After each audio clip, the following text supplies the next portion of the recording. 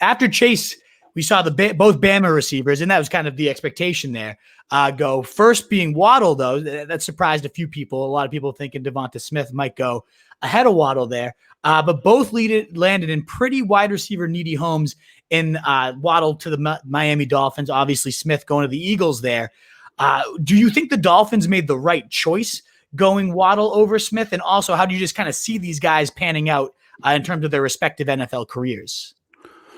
So I had Smith ranked higher than Waddle, but I think the Dolphins made the right choice for them. There was reports before the draft that they liked Waddle even more than Chase. I don't know if I believe that, especially coming from those guys, because they lie a lot to the media. Like they lied about. They said they liked Herbert more than Tua, and they didn't because they took Tua.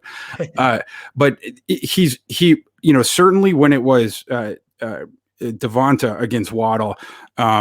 Waddle is the better fit for Miami. And conversely, I think Philly was thrilled that they took Waddle because DeVonta is most certainly a better fit for Philly. But just first speaking to the Dolphins, if they did like Waddle more than Chase, I would think that's a little crazy. The argument of Waddle over Smith, that's closer. And I'm not going to argue with someone that makes it because in my big board or whatever, it's they're separated by 2 spots overall, whatever. Yeah. But it's with Miami, I've been saying this for months because, you'll get the question of should, this is earlier in the process, but should the Dolphins use the number 3 pick on a quarterback? And I'd be like, would you shut up. What are you fucking talking about? They got Tua, there would be these questions that would just imply that the Tua was already a bust. And then I just start getting pissed off. First off, Tua, let me go on a rant for 1 second. First of all, Tua should not have been playing last year. Coming off of that injury, he probably shouldn't have been playing the year before.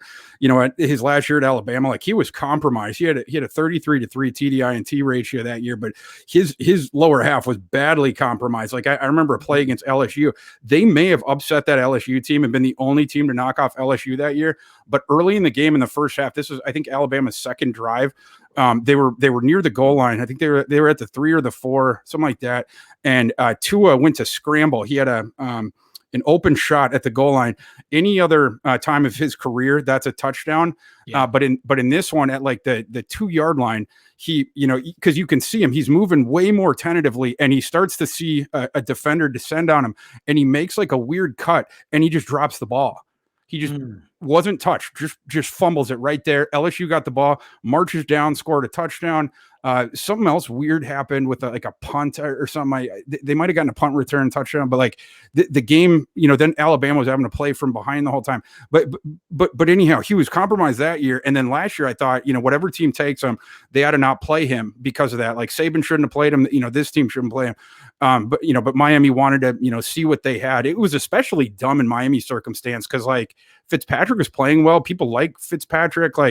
They were in the playoff hunt. There was literally no reason to do that except for the front office trying to flex of this pick was justified, but it's no, don't wait till next year to do that. Let's see if you can make the playoffs.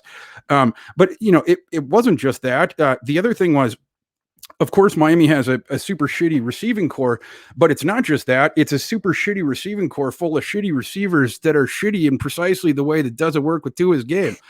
There are a bunch of those downfield jump ball guys that are slow, right? So it's Preston Williams and, Devonta Parker, and guys like that you would just, they're guys for Zach Wilson.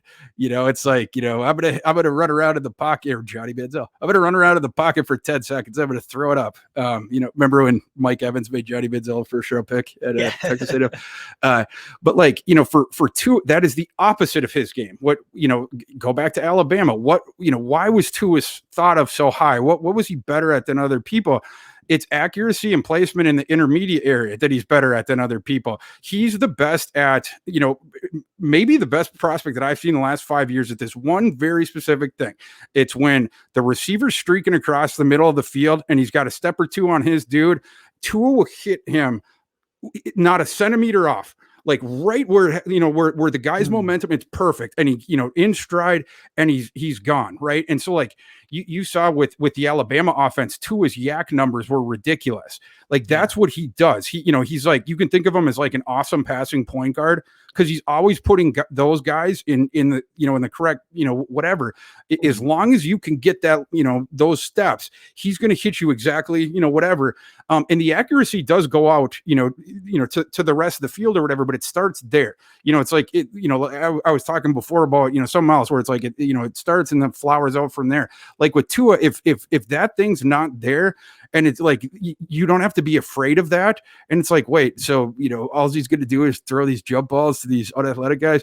It's, it's just, it doesn't facilitate his game. So going back to the Waddle pick, the reason that he is, even again, I think that DeVonta is a little bit better and a little bit safer, but why I think that they zeroed in on Waddle is not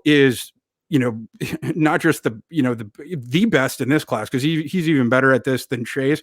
He may be the best of this, like in the last 5 classes at the fucking sprinting across the middle of the field, what are those like slants or whatever, and getting that separation, right? Like, like for instance, last year, people would talk about like Henry Ruggs is like, this like, you were going to throw all these 9 balls to him and, he's going to catch all these balls with, his speed, Tyreek Hill, whatnot.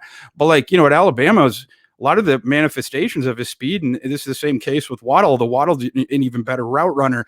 It was like, again, the stuff of like streaking across the field. Like they had done the work with their athleticism of just, in that, the first beats after the snap, getting a step or two.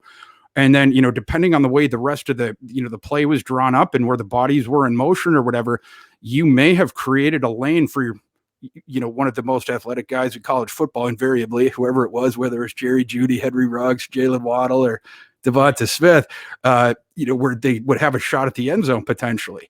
And, again, that's Tua's special sauce. So, Waddle, that's perfect for him. Waddle is going to dominate in the intermediate area, and it's going to open up other stuff for him. Waddle, like you're going to see Tua's yak next year is just going to absolutely skyrocket. And then as far as the Eagles pick, again, like I think that they were happy that Miami took Waddle, because for the Eagles, what they really needed was the number 1 boundary receiver, right? Like, they obviously have a shitty receiving core too. Last year they took Rager, who didn't work out. But if you had taken Waddle this year, you have now gone redundant. Like teams don't take receivers back-to-back years as is. But if they had taken Waddle after Rager, it truly would have been unprecedented. It would have been like 2 gadget slots, in a row. Like, I don't know that ever would have happened. You basically at that point you have to trade Jalen Rager. You can't play him at that point because he plays. There's no way to get him and Waddle on the field at the same time.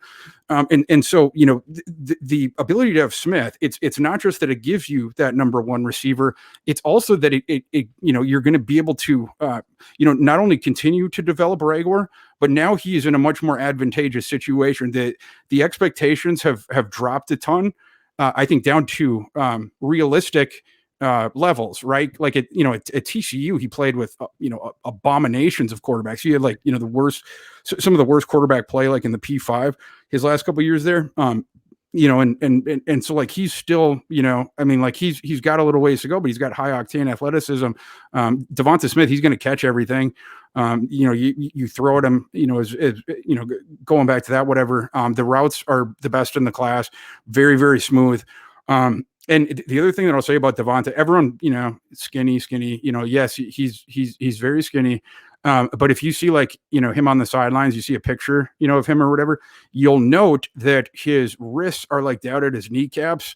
He's like, what are those, he looks funny, sort of, where it's like, because he's got these Stretch Armstrong arms sort of a thing, like these extender arms.